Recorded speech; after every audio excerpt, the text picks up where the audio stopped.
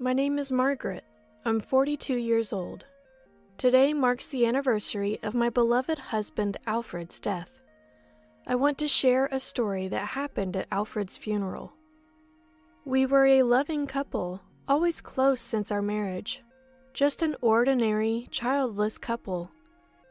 We had always wanted children since the beginning of our marriage, but due to reasons with both Alfred and myself, sadly, it never happened. It was indeed tough when we decided not to have children, but we vowed to overcome it together. Margaret, married and a housewife, I can hardly believe it. Why is that? Because back in our student days, you were never interested in guys and always followed me around. The one who said this to me was Virginia, my friend since college. We've known each other for over 10 years. Alfred is kind of plain too, right? Are you really okay with him? That's rude. He's kind and always puts me first. Virginia has always been the type to speak her mind immediately. Maybe that's why she used to cause a lot of trouble in relationships. But she also had a kind side. When I suffered heartbreak due to a cheating lover, that's terrible! Good riddance, Margaret. There are plenty of other good men out there. She would comfort me, and when I lost my wallet and struggled financially for a month, it's only natural to help a friend. She would lend me living expenses. Probably for better or worse, she's just honest. People like that exist. I thought Virginia would be nice if she didn't say unnecessary things. That's what I believed. When I got married at 32, she was still single, showing no signs of a partner. I'll live out my life single. I'm not like Margaret, satisfied with just one man. She would say things like that. Sometimes her remarks hurt my feelings, but I didn't think she meant any harm. So I didn't take it too seriously and continued our friendship. But she began to change little by little after I got married. I thought she was honest for better or worse, but she started showing only her worst side. One day, while enjoying lunch with Virginia, I casually mentioned that Alfred had been coming home late recently, busy with work. Isn't Alfred cheating? She suddenly blurted out. What? Why would you say that? I asked. Come on, being busy at work so soon after getting married?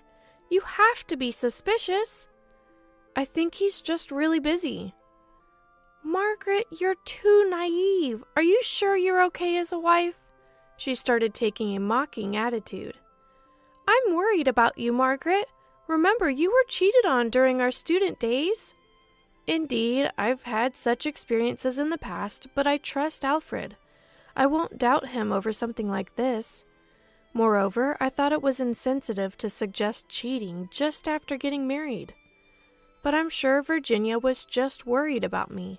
The infidelity did happen, just like Virginia said. Thinking back on the kindness Virginia showed me before I was married, I chose to interpret her concern positively at the time. Thank you, Virginia, but it's okay. I trust Alfred. That's what I said to reassure Virginia. But Margaret, you're just that kind of woman, huh? Don't come crying to me if you end up regretting it after he cheats. Just that kind of woman. Those spiteful words from Virginia stung like thorns in my chest at the time. And, now that you're married, Margaret, you're done as a woman, right? They say marriage ages women quickly. I'm glad I'm single. Virginia relentlessly looked down on me, continuously talking about how happy and blessed she was to be single. That wasn't the Virginia I knew. A bit blunt, but truly a kind-hearted and considerate friend. That's what I thought, but it seems I was wrong. She started looking at me with pity, as if my marriage was unfortunate, as if to belittle me. I began to question whether to continue this friendship. But it's not so easy to just end a relationship. We often went out for lunch or tea, and it was hard to just naturally drift apart. It didn't seem like it would go smoothly, so what should I do? These were the unpleasant days I spent, but then a decisive incident occurred that led me to cut ties with her. What? You're not having kids? During a tea outing initiated by Virginia, I shared our decision to live as a childless couple. I hadn't intended to talk about it. But at that moment, I was feeling down and wanted someone to listen. In hindsight, it was a thoughtless move. That's unbelievable. That's so unfair to Alfred. What's the point of getting married then? Margaret, you really are shallow, aren't you? Don't you even understand what marriage means? It's not just about being together, right? Instead of comforting me like she did in our student days, she lectured me. When I was heartbroken over a lover's infidelity, "It's terrible. Good for you that you broke up with him. There's someone better out there for you, Margaret." She consoled me, and I had thought she would surely comfort me in this moment of pain. Unfit as a wife? Poor Alfred? She continued to reproach me. I couldn't take it any more. I was considering whether to continue the friendship, even though she had been kind during the hardest times. But at that moment, I reached a breaking point. Please, just stop meddling in my marital affairs. I found myself raising my voice at her. Margaret? Virginia, I no longer want anything to do with you. This is the last time. I've tolerated so much from you, but I can't bear this. Goodbye. I left her stunned in the cafe. I didn't want to see her face ever again. In the winter when I was 38, I severed all ties with her. Since then, Alfred and I lived leisurely while saving for our retirement, just the two of us. At first, I thought being a childless couple would be lonely, but I realized there are many joys to be had with Alfred. Traveling together, enjoying fancy meals. It was Alfred who made me see this. Because of him, I could smile and enjoy each day. I was so grateful to have married him. But then one day, a phone call during work plunged me into despair. Margaret! Oh, Susan, what's the matter? It was Susan, my sister-in-law. Stay calm, the thing is... She told me Alfred had passed away in a traffic accident. He had been visiting his hometown for a family event since the day before. I couldn't take time off work, so I let Alfred go alone. I never imagined something like this would happen. There was no time to grieve, with the wake and then the funeral following. And as the funeral was nearing its end, as I sat vacantly in the family section, Margaret, there you are! A woman approached me. Virginia, dressed in an ill-fitting, oversized morning dress, stood there. It was an unexpected reunion after about 4 years. I hadn't informed Virginia about Alfred's death, but perhaps she heard from someone and came. Virginia, you came. Thank you. Well, yeah, there's something I need to tell you. It was the first time Virginia referred to me as you in such a way, and I was a bit surprised. Right, we had a falling out and hadn't spoken since. Perhaps that's why her words sounded so pointed. But the next moment I was even more shocked by what Virginia said. I'm pregnant with Alfred's child, about 4 months along. Excuse me? Why would Virginia be carrying Alfred's child? I was utterly confused. Sorry I kept quiet. I've been involved with Alfred for about 5 months now, and I recently found out I'm pregnant. I thought I should let you know, especially now. Wait, that's a lie, right? The shock of hearing about infidelity, especially from a former friend, at such a time?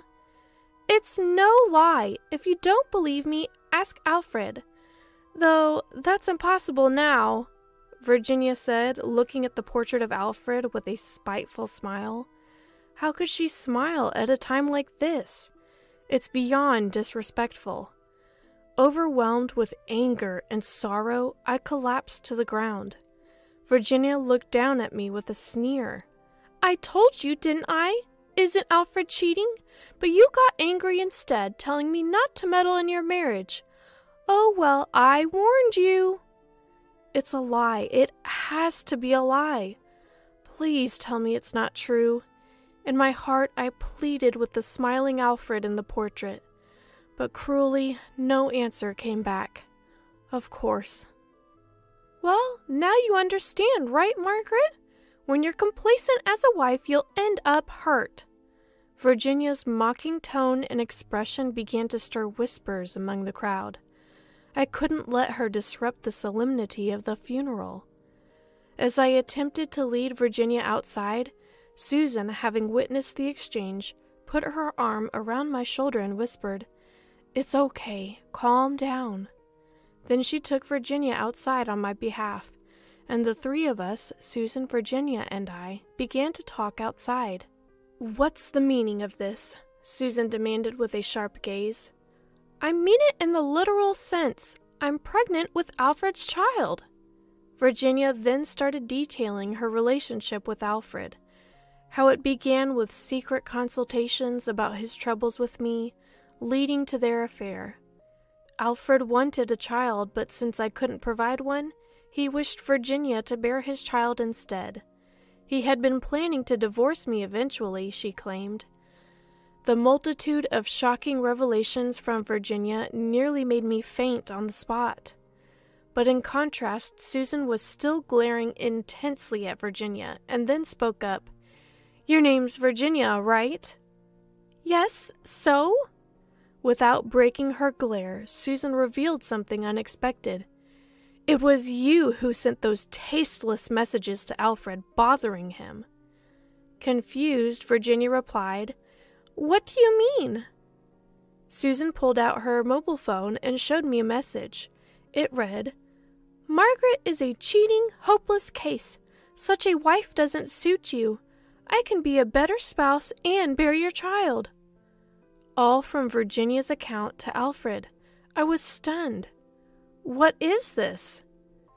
Margaret didn't know, but Alfred was really troubled by it, Susan explained. Alfred had been harassed by these messages from someone claiming to be my friend. He didn't want to destroy our friendship or worry me, so he consulted Susan instead of me. "If these stalker-like messages continue, we'll go to the police," he had said, and it seemed to have stopped. "Is this your revenge showing up at the funeral? Don't you have any decency?" Susan accused. It was clear that Virginia was the culprit. The messages were from her account. Angered by the exposure, Virginia lashed out at Susan. "What's with this older lady?" But Susan was unfazed. "Rude woman, you're quite the older lady yourself, aren't you?" Both Virginia and I are indeed 42, certainly an age appropriate to be called older ladies. "These messages are a setup. Where's the proof I sent them? And I am really pregnant with Alfred's baby."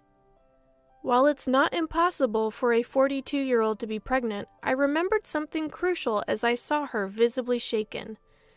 "Tell me, Virginia, is the pregnancy real?"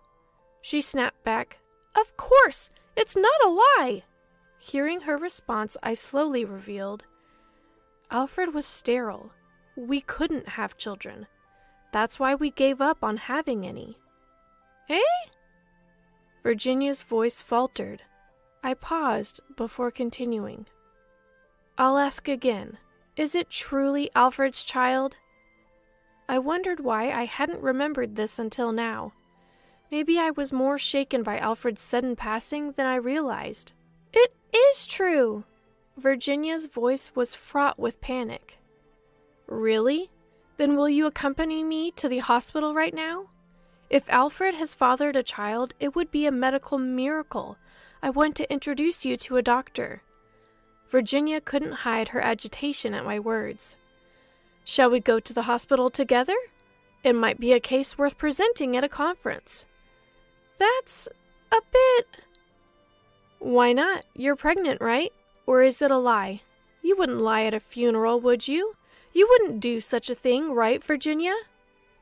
Maybe I was becoming unhinged. All my pent-up emotions were pouring out, and I fixed her with an intense stare, determined not to let her escape. Susan cooled me down with gentle words. "Margaret, it's impossible. Alfred cherished you above all else. He wouldn't be involved with such a woman. He wasn't that frivolous. How dare you? Who's being rude here? Disrupting a dear departed's funeral? Your actions are beyond reprehensible. Susan was just as vehement in her condemnation of Virginia. Hey! As we argued, some friends from university approached us from behind. They were also my friends. Virginia, you're not really pregnant, are you? What? Don't just barge in like that! Virginia was flustered by the sudden interjection, but my friends continued undeterred. Because, Virginia, you were happily going out drinking yesterday, right? Talking about celebrating something. We were invited too, but we declined because it was the night before the funeral. It's a lie that you're pregnant, right? Normal people don't go drinking if they're carrying a child. Why lie about something so unbelievable? It's not even a funny joke. Pressured by me, Susan, and our friends, Virginia finally confessed. Because Margaret's always seemed so happy. I just wanted to ruin it. Always looking like you've never had any trouble, and here I am always unhappy. With that, Virginia collapsed to the ground, sobbing. Further probing revealed that the affair with Alfred and the pregnancy were lies. She admitted to disliking me since our student days, simply because I seemed happy. She was the one who arranged for me to be cheated on and even stole my wallet. All the kindness I thought I saw from Virginia was orchestrated. Realizing how naive I had been to interpret her actions as kind, I felt foolish. All her actions were driven by hatred towards me. Always happier than me, and that's the problem, she said. I replied calmly, now knowing her kindness was a facade, feeling nothing towards her. Happiness. Maybe you're right. Virginia, if you had the capacity to love rather than hate, maybe you could have been happy too. We parted on bad terms, but I always considered you a friend. But not anymore. I thought we were friends, but I was wrong. Please leave. I don't want Alfred's funeral to be tainted any further. As I spoke coldly, Virginia momentarily fell silent, then seemed to snap out of it. I'm so sorry. I can't believe what I've done. And then she began to deeply apologize. I've always been so envious of you, Margaret, wishing for your unhappiness all this time, but to think you still considered me a friend. Virginia was sobbing, desperately apologizing, but my overwhelming desire was for her to just disappear. Sensing my feelings, my friend spoke up as if voicing my thoughts. Virginia, you should leave now. Any more and you'll be troubling Margaret. Overwhelmed, she quickly left. After her departure, I felt a sudden release of tension. Margaret, are you okay? Yes, Susan. I'm sorry for everything. As I bowed my head, my sister-in-law shook her head, telling me to look up. Alfred truly loved you, Margaret. Please remember that. Susan's words brought tears to my eyes. As the representative of the family, I needed to be strong. As I bowed my head, my sister-in-law shook her head, telling me to look up. Alfred's time with Margaret was precious. Just meeting and being with Margaret was a blessing for him, they said. Their words moved me to tears, and my friends added, Cherish your memories with Alfred. We're here for you if you need anything. As my friends gently embraced me, I broke down in tears once more. Everything had happened so quickly, yet the kindness of those around me had been my salvation. It made me realize, as Alfred had, that no one is ever truly alone. The funeral eventually concluded in a more serene atmosphere. After the incident, Virginia became a topic of conversation and was completely shunned by all her friends. Though, in truth, many hadn't thought highly of her to begin with and simply used this as a reason to fade away. However, months later, unexpectedly, I received a wedding announcement from Virginia. Despite everything, she reached out and the invitation included, Margaret, can we make amends now? We're friends, right?" It confirmed to me that cutting ties with her was the right decision. All the friends she invited, including myself, declined to attend. Inviting someone in mourning to a wedding was in itself inconsiderate, but it seemed beyond her to understand such norms. Eventually, her wedding was called off due to the lack of attendees. Her obsession with happiness must have been deeply shaken by the cancellation. Regardless, her rushed marriage, likely spurred by her fear of being left behind, served as a fitting repercussion for disrupting Alfred's funeral. And today, on the anniversary of his death, I look at Alfred's portrait and think, when it's my time to join him, I'll bring a wealth of stories to share. I'll bring so many memories so he won't be bored. I must live my life to the fullest for both of us. Margaret, this is Alfred's favorite leaf pie from that shop. Offer it to him, would you? Thank you, Susan. I'm always causing you trouble. Anyway, he really does look happy. It was a good life, wasn't it? The photo used for Alfred's portrait was taken during one of our trips, capturing his happy face. Seeing his joyful expression, Susan wiped away her tears. "I'll live happily for both of us," I assured her, placing a hand on her shoulder. "I won't cry anymore because I have so many supportive people around me."